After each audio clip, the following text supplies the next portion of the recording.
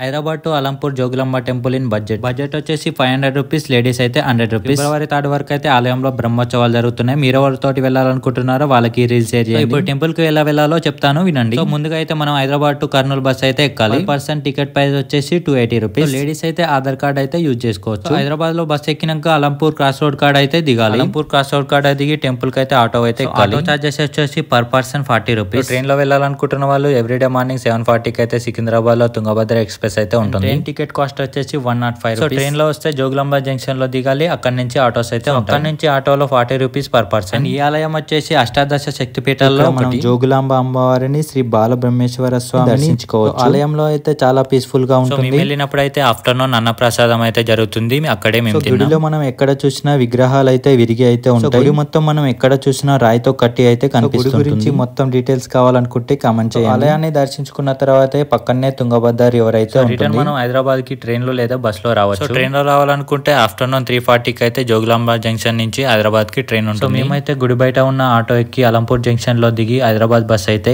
ఇలాంటి budget travel videos కావాలనుకుంటే comment చేసి ఫాలో చేయండి. Thank you.